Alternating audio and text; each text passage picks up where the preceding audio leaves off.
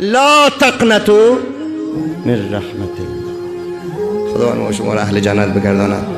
اگر خودتان اصلاح نکردین، باز اگر جنت رفتین، ما بخیلی نمیکنم، ولی اگر نرفتین نگوین که ما خبر نکردیم شما را. حتی اگر خودتان اصلاح نکردین، دوزخ بود جنت بود، به ما غرض نیست. ما مسئولیت خود ادا کردیم. چرا روز قیامت پوست میسوزانه؟ کل ما نضجت جلودهم، پوست که در میگیره سیاه میشه، بدلنا جلودا غیرها لیذوقوا العذاب. این پوست خداوند تبدیل میکنه، میگه دیگه پوست میده. در دوزخ که گریان میکنن آب خلاص میشه، خون گریان میکنن. دروازه های جنت که باز میشه، دوزخی ها مسلمان ها میبراین. خدا که ما دیلس نباشیم. ما خو میگیم از او کاکا مسلمان های هستیم که از این قبر که برخواستیم یک آسانک پرسان کنه که اینمی گناه را کرده بودی، نه قلم عفو کش کنی پروردگار.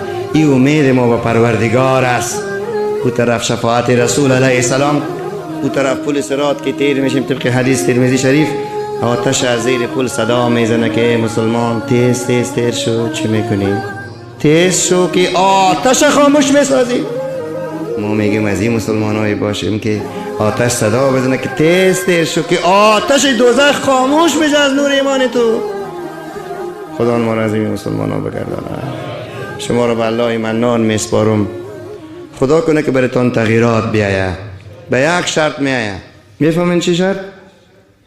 بندیوالای خراب اعلان کنه. صحیح است؟ اینجا با ما نشستین که باز برآمدین. با صدگرو آشنا باش، لیکن با خدا باش امکان نداره.